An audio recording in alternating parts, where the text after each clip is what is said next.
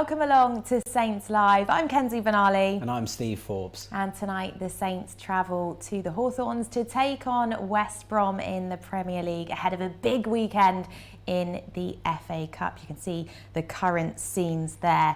And former Saints captain Dean Hammond and NBC Sports' very own Joe Prince-Wright are with us throughout the evening. Joe, good to have you back again and coming into this one off the back of a great win. Absolutely, yeah, pleasure to be back, and everything feels a bit better, right, after a Saints win. So a lot of positive vibes flowing, a big week in the Premier League and the FA Cup, as you mentioned. So this feels like a pivotal stretch now in deciding not only how the rest of this season goes, but how the mood is over the summer months and into next season. So yeah, big week, looking forward to this game. Yeah, it certainly is. Dean, big exciting week as we've said. Are you looking forward to it? I really am. You know, like Joe said, a pivotal week, I think. We've been building up to this for a long time, or it feels like we have, with the FA Cup semi-final coming up on Sunday, and a really important game tonight. You know, if Southampton can win tonight, I think that 100% secures Premier League football next week. It will move the club up into 12th position in the league, and will give the team a lot of confidence going into the FA Cup.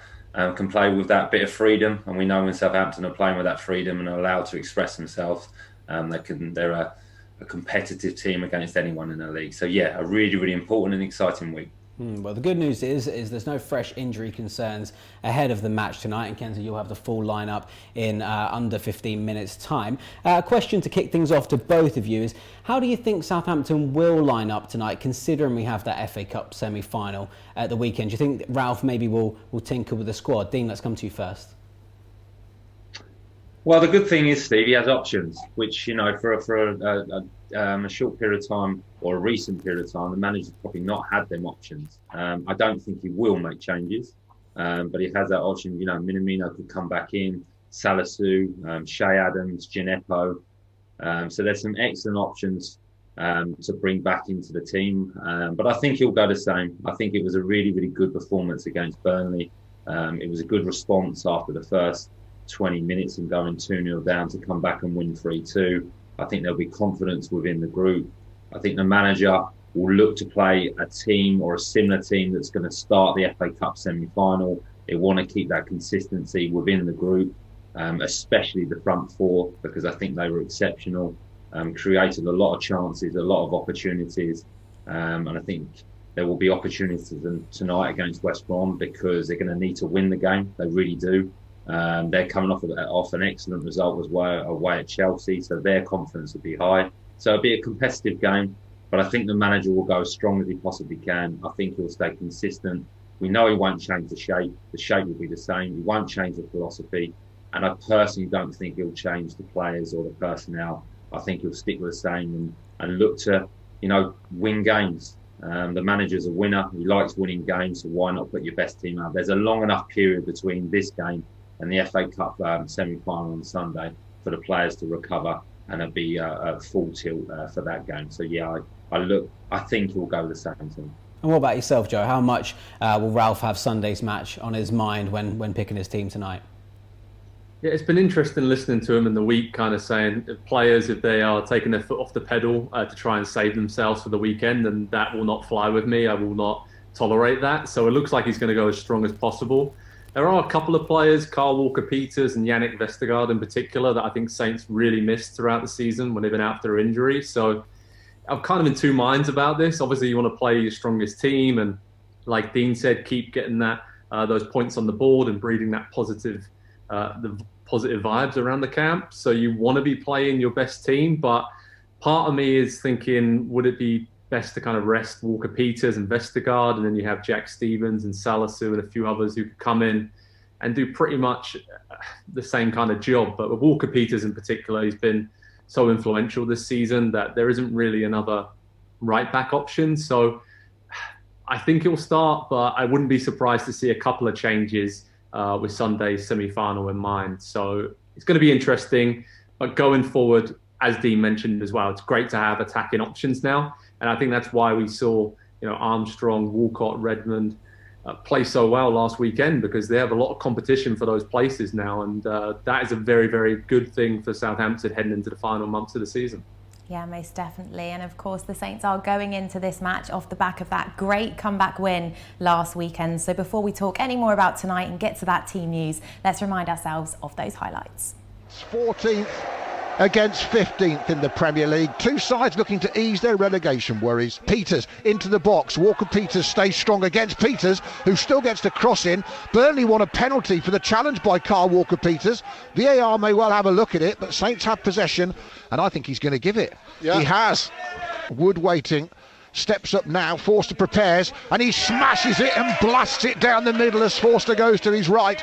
Back into the Burnley half, and Ben Mee just puts his left foot through it and launches it straight to Chris Wood, and it deflects for Vidra, and his first time shot makes it 2-0. It was good covering from him as well, Adam. They've got a ready-made replacement as well, Dave, as Ings with the dummy finds Armstrong, and Southampton are back in it. And he won't get the assist, Danny Ings, but his dummy was instrumental. And then Ings might get there ahead of me, who left it. He's got Walcott to his left, Ings onto his right foot. Oh, that's a brilliant finish. Danny Ings slides it under the England goalkeeper, Nick Pope. Back to Redmond, he squares it. Ward-Prowse will drill it, deflects, it hits the crossbar, comes down, and then Ings heads it, and it's headed off the line again. Back to Walcott on the right, lost it to Redmond! And Nathan Redmond's form continues, and Southampton have turned it around. A right foot volley from Walcott's cross. Cross from the left by McNeil into the back post, it should be 3-all, and it's a great save by Forster again. As the whistle goes, and Southampton have hung on. Saints beating Burnley 3-2 there. Danny Ings assisted the first goal and scored the second, Dean. Talk us through them, because they're both wonderful bits of skill. They really are. You know, we spoke about it last week. Danny Ings is exceptional at that. He's a born finisher. You can see from the first goal, his movement's very, very good. He comes short, plays the ball around the corner to shoot Armstrong, who has excellent movement to find that space that Danny Ings has created by coming into the sort of the number 10 role. If I'm honest, I think Danny Ings is looking for a 1-2, but it's a really, really good pass to Stuart Armstrong. And the second goal is brilliant, because it's his anticipation that Ben Mee's going to make a mistake.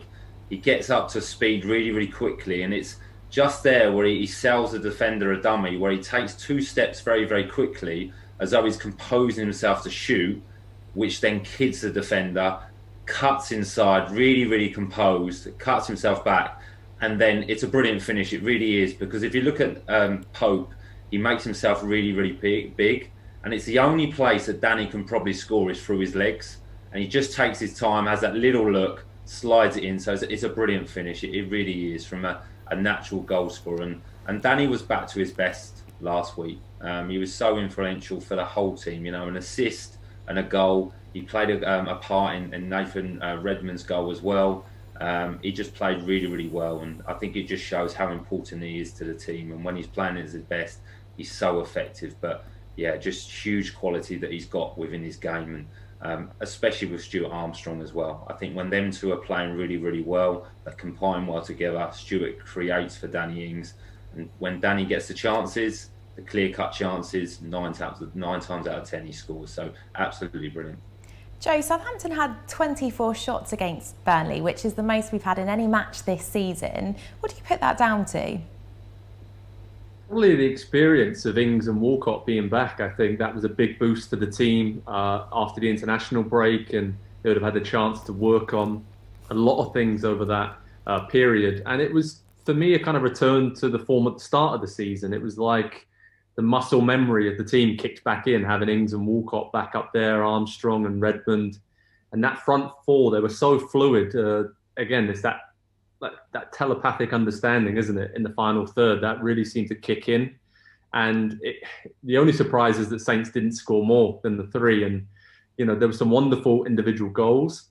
You'd have to say that maybe the one area Saints can work on it is finishing some of the easier chances they create on the counter-attack, or late on in the game, Shea Adams, and a few other times when Walcott was set 3 as well, where they just kind of have to be a bit more ruthless. But yeah, I think it purely was down to Ings and Walcott being back, and underline, like Dean said, how important they are, those experienced heads there, to this Southampton team. And it was like watching Saints back in October and November, when they were really, you know, threatening to do something extremely special this season. So it shows you how important those injuries were to the team and the makeup of the whole unit. And it was great to see. And I think the pressure's probably off now. So we're probably going to see a lot more of that from Southampton in the final few months of the season. So it's going to be very interesting to watch and hopefully a lot more goals. Yeah, well, you addressed there, Joe, that Theo Walcott was one of those players who came back into the team, and Ralph was asked in his press conference about the prospect of Theo staying at the club in the long term. No, it's not a secret that I was very happy with him as long as he's here now, because I think he did a fantastic job. Missed him definitely when he was injured, and yes, I mean, I like a lot of things on this player, not only his workload, also his mentality, his attitude, his professionalism.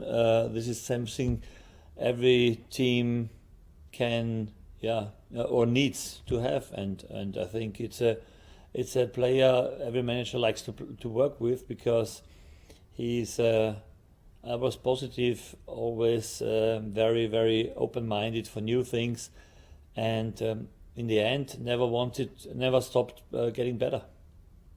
So you want him to stay. What kind of a deal are you looking at for him?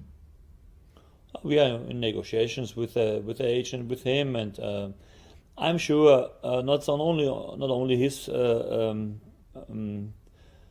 only this player, but we will have next season a very, very balanced and mentally strong side for sure. So, Dean, Ralph saying that negotiations are in progress regarding Theo's future. Is he a player you'd like to see stay at Southampton? Yeah, definitely, because I think he's had a really good effect on the players around him with his experience. I think the manager touched on there with the professional he is around the group, the performances he's put in, especially I think before the injury. And the performance he put in against Burnley was very, very good. I don't think Southampton will be signing a Theo Walcott with the blistering pace he once had, with the player that's going to score 10 to 15 goals. But I think he's going to make players around him better. I think he can have a really good influence on the training ground as well, with the younger players coming through, which I think is really, really important. He's a good character. I just think it's a bit of a balancing act. You know, Theo Walcott for a long period of time now has been on a lot of money. So are the club going to invest a lot of money into a player that's, what is he now, early to mid 30s? So it's a balancing act. I would love to see him sign for Southampton, but for the right reasons and for the right money, if that makes sense, because I think he can be a really good player for the team. His injury record, there's a few question marks over that. So that's what I mean for the balancing act. It's got to be right for the club. But if you're just isolating, is it good to sign Theo Walcott for Southampton? 100%, because he's been brilliant since he's come in. So if it works for the player and it works for the club, I'd love to see him back next season. Joe, Ralph has talked about having a more balanced and mentally strong side next season. What do you think he means by that? More experience, I think. I think this season we've seen, when the injuries have cropped up, the younger players coming in just haven't quite been ready, and there's been a huge drop off in terms of the performance levels. So having another 3 or 4 experienced heads players who are maybe 25 plus, we spoke earlier about Walcott and Ings and the experience they brought to the team and how that seems to settle everybody else down. I think having a few more players of that nature would certainly help Southampton over the course of a season. I'd look to kind of see Saints trying to have maybe the bench. I think starting lineup, we kind of all know exactly who would start week in, week out for Saints, but having some depth to the squad and players who are willing to join Saints and maybe only start 10, 15 games a season, but that would give the squad a much more balanced look, like Ralph is talking about, and that mentality as well. You see it with Walcott and Ings and Romeo, Ward-Prowse, Festick. Through the spine of the team, there's a lot of very experienced players, but when they aren't available for whatever reason, there's a big drop-off. And that's no disrespect to the younger players. They're still making their way in the game and starting off in their careers. But I think what we have seen this season is maybe a little bit too early for some of those. So we might see Ralph kind of move away from that model of only signing young, inexperienced players and promoting academy products, and maybe just going for slightly more experienced players in the transfer market. So that's what I think he means by that. Well, there's no more speculating with regards to the team news for this evening. We have got that now. You can see it on your screens. Let's run through that now. Not much to say about this, really. Ralph has named an unchanged side to face the Baggies tonight. Fraser Forster will start in goal. Lining up in defence, Carl Walker-Peters takes his place at right back. Next to him is the birthday boy, Jan Bednarek, and Yannick Vestergaard and Ryan Bertrand complete the back four. The midfield is made up of our captain, James Ward-Prowse, Ibrahima Diallo, and out wide Stuart Armstrong and Theo Walcott, and then leading the line is Danny Ings and Nathan Redmond. The Southampton bench then is as follows: Alex McCarthy, Jack Stevens, Mohamed Salisu, Will Ferry, Alex Yankovic, Musa Gineppo, Takumi Minamino, Nathan Teller and Shay Adams. So Dean, we'll come to you first then. No real surprises in this starting 11. This is the strongest team though, so not resting any players ahead of the weekend. No, I'm pleased. I really am, because I think it's taken a while for the manager to find that winning formula again. So why change it? I know, keep the team consistent. We mentioned it, that they'll be full of confidence. And obviously they're playing against West Bromwich Albion, who are second bottom of the league for a reason. They're a little bit fragile defensively and they don't score too many goals. I know they've just beaten Chelsea 5-2, but I think that's a one-off game, which doesn't reflect their season. So I'm really, really pleased and happy that the manager's gone with this team that can go out and attempt to win the game tonight, which will build up nicely to the FA Cup semi-final. And I know we're talking about that and getting ahead of ourselves, and the game tonight is the most important thing. And I think the manager will be letting the players know about that. If this team wants to continue playing, if they want to continue winning games, and if they want to start the FA Cup semi-final, they need to perform tonight. So I'm really, really pleased he's gone with the same team. Yeah, most definitely. Joe, what are your thoughts on this starting 11?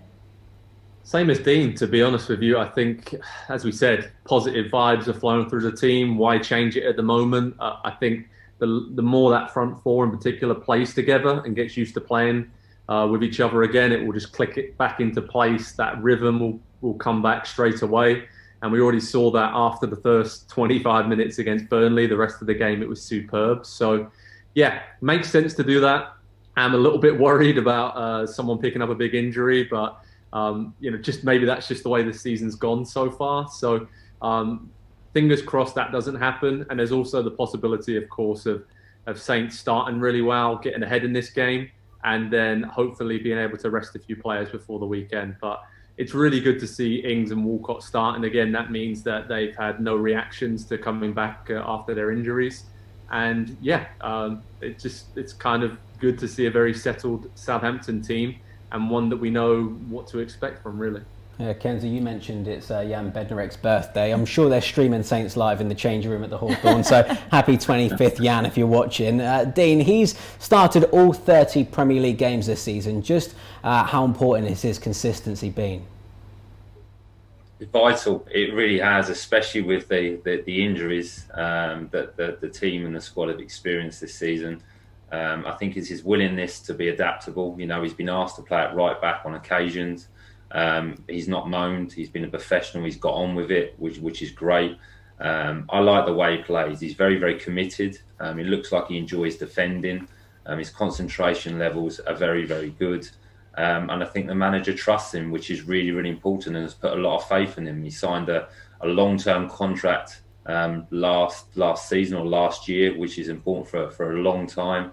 And the manager really, really likes him. You can see that. You know, he's picked him and started him for every game. So that's important for a player. When you've got the confidence of the manager, it really helps you perform. And, you know, he's a player that has got huge potential. He really has. You know, he's 25 years old. You just mentioned his birthday. He's not even reached his prime yet. He's still learning. He's still getting better.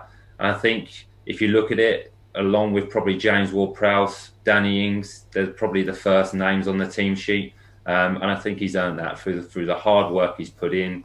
I remember reading an article about him that he changed the way he's prepared for games. He's changed his diet.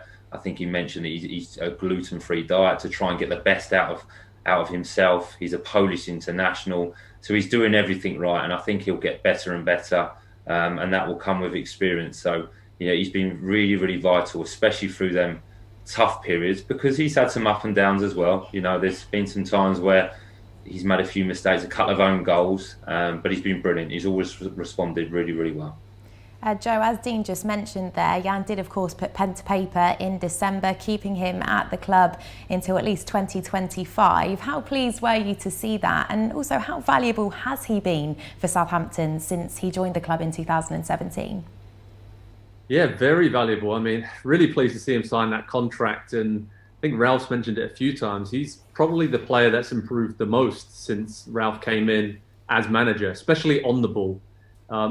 He kind of had a few shaky moments when he'd be in possession in the past and just get rid of it. But he's really improved on that side of the game, as have most of Southampton's players. Now they keep the ball a lot better.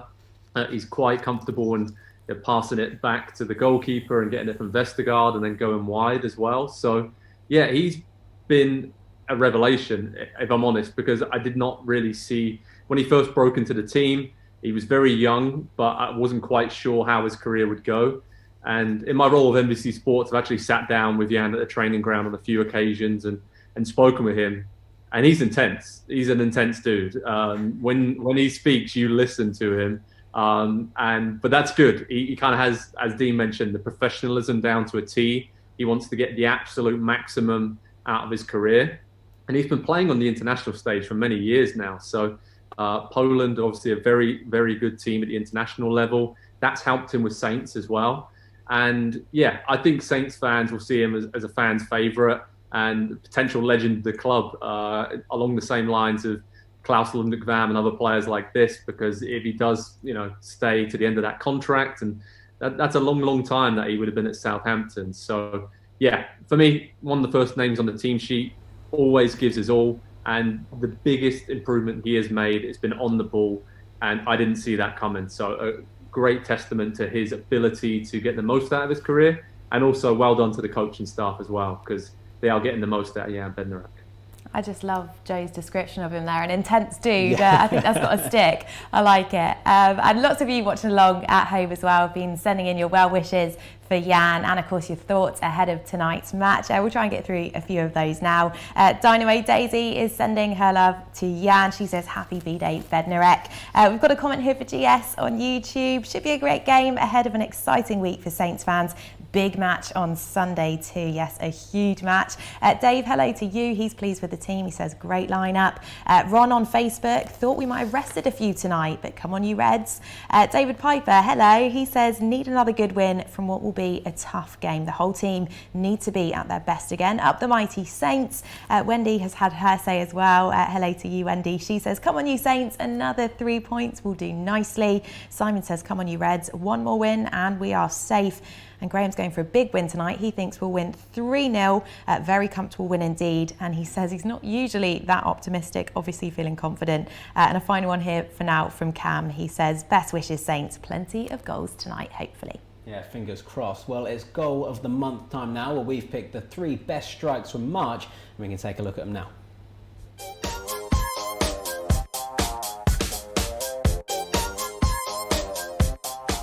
Ball slung in towards the back post, and Adams keeps it in on the left, and then his shot is parried by Ramsdale. It comes back out for Sheffield United, and then the clearance doesn't go anywhere.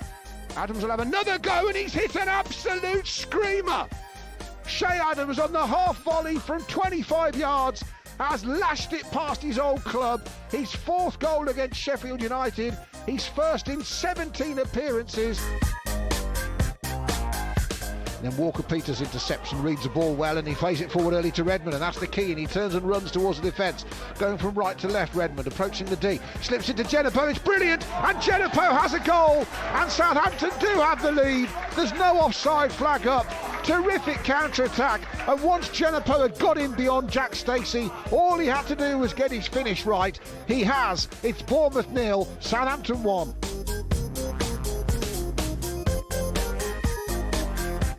Goes through to Redmond, and suddenly Redmond's through towards the goal, and Redmond's in the D, and Redmond's in the box with Cook going back. It goes round him, and Nathan Redmond scores as well.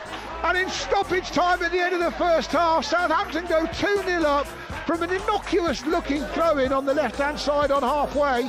Everybody just let the ball go through to Redmond, and he won the foot race.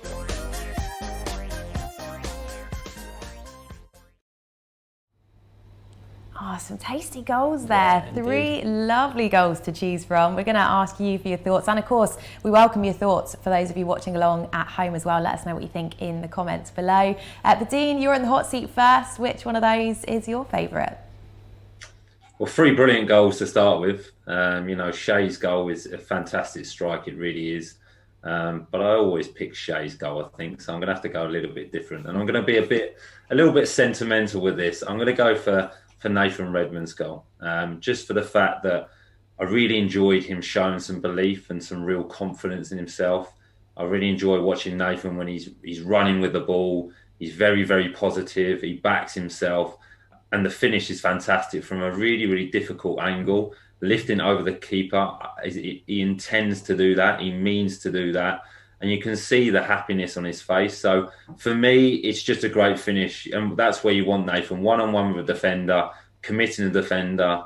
And the chip over the keeper is brilliant. A little bit like Michael Owen in the World Cup when he scored against Argentina. Look, it's not as good as Michael Owen's goal, but it's from a similar angle and it's just a brilliant finish. So a sentimental choice for me for Nathan Redmond.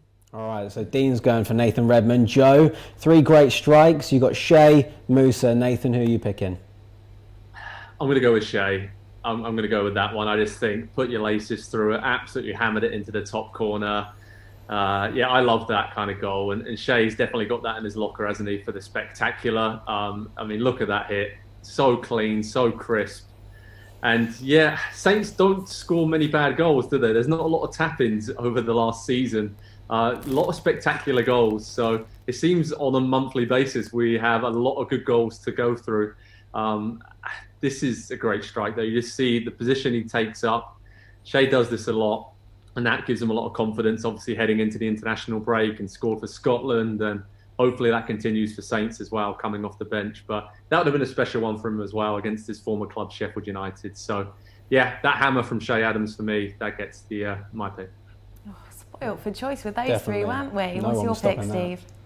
I think Shea's, no one's stopping that. That's a fantastic strike. Yeah, real rocket that. And remember, as we say, you can have your say on social media as well. But for now, attention shifts to the job at hand tonight. Of course, West Brom are the opponents. And before we dive more into speaking about that match, let's remind ourselves of the last time the 2 sides met. Saints v West Brom. Saints looking for back-to-back Premier League clean sheets for the first time in 2 years. And Walker-Peters does well, takes it in his stride, he's in the box. Oh, and then the deflection of the defender was well saved by Johnston, and then he saved it again off Adams from 3 yards out. That's an unbelievable save from Sam Johnston if he's made that second save. Probably Ward-Prowse to whip this in between the goalkeeper and the on-rushing players, and he does exactly that, and it's another great save from Sam Johnston. Low to his right, somehow got it round the post from Ings' flicked header, who just helped Ward-Prowse's free kick on. 25 yards out, this time goes to Ings, tries to feed it back to him, will come to Gineppo in the penalty area, twists it onto his left foot, shoots low and gives Southampton the lead. And Moussa Gineppo has his 3rd Premier League goal for Saints, his first for a year, and Saints finally have the lead against West Brom in the Premier League. Low left foot shot. To Redmond, slides it down the left. Here comes Armstrong off that right hand side again. Good run. Adams leaves it and the volley goes in the net. Terrific volley, and Oriol Romeo has his first goal for a year and a half. Romeo scores with a brilliant volley running onto it from nowhere. West Brom free kick out on the right. Pereira again lifts it in. Back post to Jai, misses another one as he sticks his studs out. Wasn't picked up. Well, he's got longer legs than most days. Seconds left. In fact, Chris Kavanagh says that is it. Saints have beaten West Brom by 2-0. A 2-0 win with 2 great goals there. Dean, what do you remember from that game? Well, a good result for Southampton to start with. Southampton were just getting into their flow. I think obviously they'd just beaten Burnley the week before with an excellent disciplined away performance. And this game was a very good win. Started the game very well. I think Shea has an opportunity to start with. Danny Ings has an opportunity to score, and Johnson was on form that day. But the goal from Gineppo was brilliant, and that's what we want to see from him. In them areas, that little bit of trickery, that bit of magic, where he backs himself, brilliant Cruyff turn and a good strike with his left foot, and to put Southampton in the ascendancy. So a great start. And as they went through the game, Oriol Romeu scoring and that volley, which is great to see, because he doesn't get many, but when he tends to score, they seem to be really, really good goals. And that's a brilliant volley. It really is. His timing of his run, his movement of his run, catches it lovely, really sweet on the laces of his boot. And as soon as he hits that, the keeper's not going to stop it. And a comfortable win for Southampton, and really started Southampton's, that run they went on, where they looked very, very dominant. They looked really, really confident. Joe mentioned earlier, it looked like they were going to do something really, really special this season, towards the top end of the league, and a really good performance. And it was nice to see. So 2 really good goals from 2 different players, because we're usually talking about Danny Ings or Shea Adams or Stuart Armstrong. So it was lovely to see Djenepo score and Oriol Romeu get a goal as well. So really 2 important players and a really good 3 points. Absolutely. Now, Joe, a remarkable result for West Brom last weekend. What did you make of that 5-2 win against Chelsea? Because there really aren't many teams that go to Stamford Bridge and score 5. No, there really aren't. And you look at the stats from that game, they had 7 shots on target and they scored with 5 of them. So it shows you they were really just clinical, ruthless. And I think they surprised themselves with the quality of the finishing.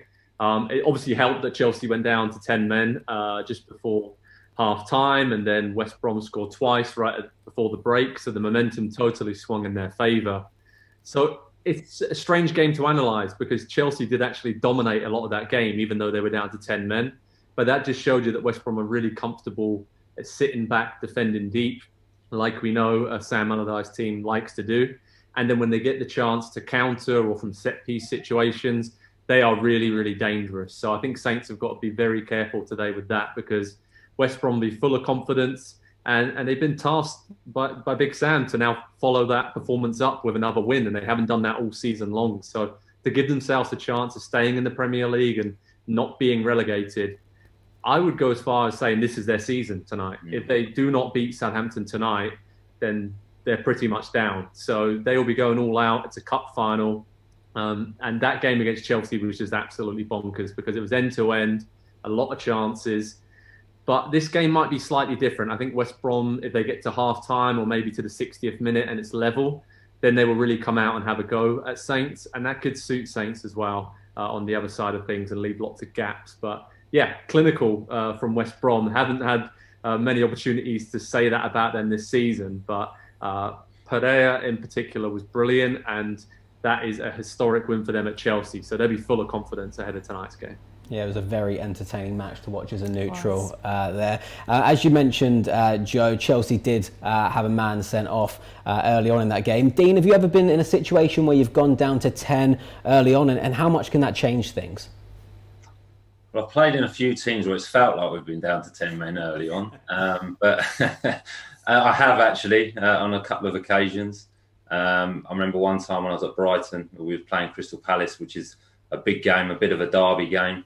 We went down to 10 men after a couple of minutes. Lewis Dunk got sent off, and it does change the game completely. All that work you've done during the week, all that preparation you've done during the week, from a defensive point of view, from an attacking point of view, completely changes, and the mentality changes as well. Realistically, you're thinking, can we hold on for a point? I remember that game we held on for about an hour. And then lost the game 2 or 3-0 in the end, I think, which is unfortunate. It was actually the day before our Christmas party, so it was an interesting bus home, journey home. And then I remember actually another game where I was the culprit. I got sent off on my last game for Brighton on my first stint away at Oldham after 10 minutes. So that was interesting, and the manager wasn't too happy with me afterwards. And again, Brighton to Oldham is a long journey, and that was a long bus drive home for me personally. A 2-footed tackle, so no complaints really. So it's difficult. It does change the game completely, just due to the preparation and what you're expecting the game to pan out, what pattern you've got, what weaknesses you've identified in the opposition. Completely changes, and you're just trying to hold on from a defensive point of view and maybe play on the counter-attack to snatch a goal. Well, Joe, let's come to you again. You did touch on this ever so slightly in your last answer. We know that West Brom are obviously 8 points from safety with 8 games remaining. You did say that really if they don't win tonight, you think it's game over for them. Yeah, I think so. You look at the next 4 games, they've got Saints, Leicester, Villa, and then Wolves. And they really have to win at least 3 of those games to give themselves a chance, I think, because their last 4 games are against Arsenal, Liverpool, West Ham and Leeds. So those are very tough games to finish with. But yeah, that confidence that they got from beating Chelsea, if they can pull out a result tonight, then you look around them at the table, there is a chance. Fulham seem to have lost all the confidence they had and their momentum. Teams like Burnley may get sucked back into it a little bit. Newcastle may just have enough to get over the line now. Some of their attacking players coming back. But Big Sam's got a proud record of never being relegated from the Premier League, and he obviously will want to keep that going. And I do think there's enough quality now in this West Brom team to cause opponents problems, with Dieng up front, obviously Pereira, we said, just behind him. Robinson as well was brilliant against Chelsea. So they have some good attacking players. If they can get them in the right areas, and most importantly, stay tight at the back, because Sam Allardyce has finally done that now. It's taken a long time to get that blueprint hammered into this West Brom team, but I think it's just too little too late for West Brom. But it does depend on what happens tonight, and they will see that as the big game in trying to push on for another great escape for them, because they've done it in the past. We all know that. So Big Sam, he may have a couple more tricks up his sleeve between now and the end of the season. Yeah, well, Dean, Joe mentioned there that Sam Allardyce has never been relegated. You've come up against a Sam Allardyce side on a few occasions, I think a couple of times for Southampton. What's it like facing one of his teams? Difficult. It really, really is. Always physical, always organised, always prepared. He likes teams that are experienced. He likes experienced players. Interesting manager, really, because the way he plays, you could almost say he's not a dinosaur, but an older thinking type of manager. But he's actually a forward-thinking manager. He's into a lot of technology. He's into lots of forward-thinking ideas that will change football. But he works to the percentages. He's all about how many crosses can we get in the box, what areas of the pitch can we hit, how many second balls can we win.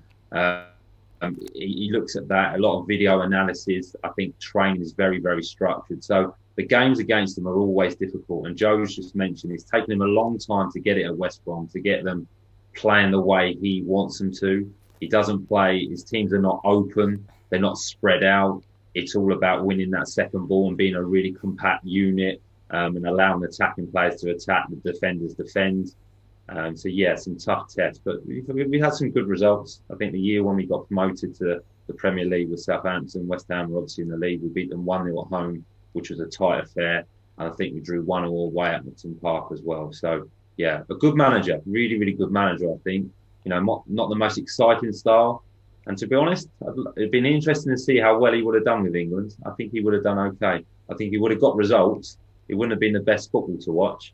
So yeah, an impressive manager, really, if you look at his record, but I just think he'll come up short this season.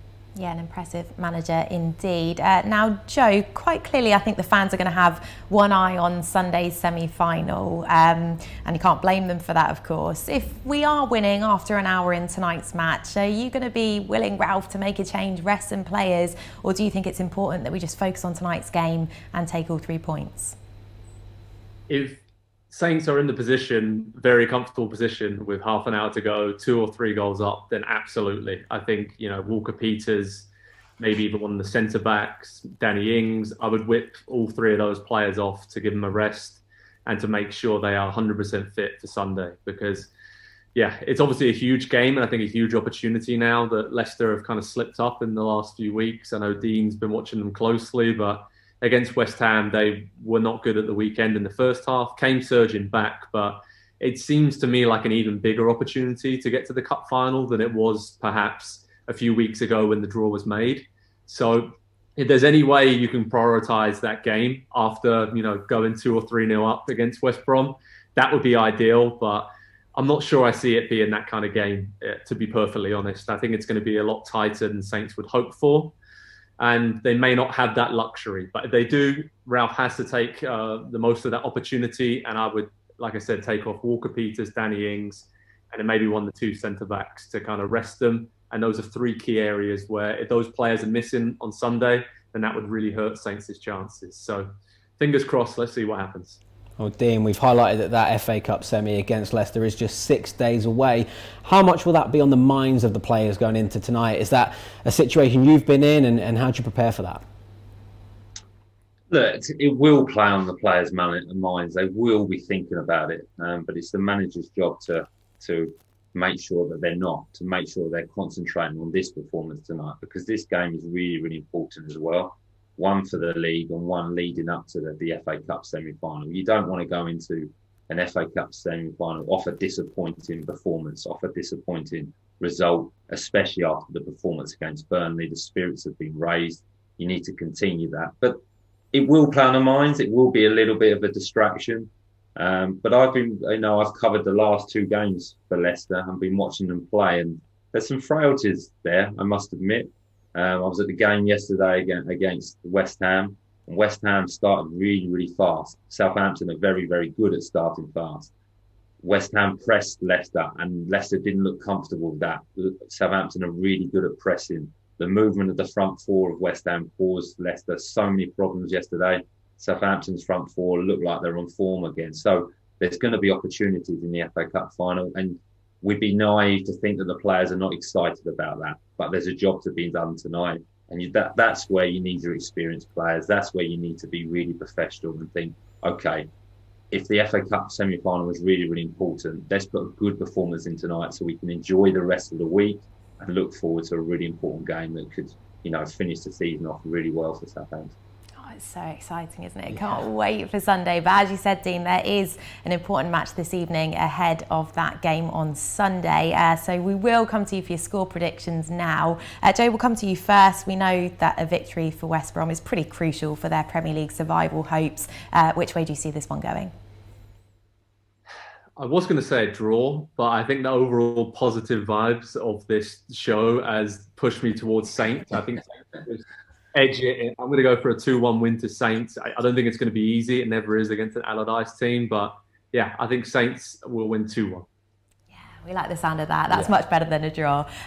Dean, what about you then? Because, West Brom probably are riding a bit of a wave of confidence after that convincing win against Chelsea. How do you think they'll be feeling coming into this one? Yeah, I'm not sure about this one because like Joe mentioned, West Brom need to win. But I don't think it's in Sam Allardyce's makeup to go all out to try and win a game. I think he'll do it tactically, where he'll try and stay very solid and then maybe try and win it from a set piece or late on in the game. So I think there will be opportunities for Southampton. Like I said it last week and got it completely wrong. I think it will be a tight game this week. But I think I'm just going to go for a 1-0 Southampton win. I think they'll just have a little bit too much for West Brom.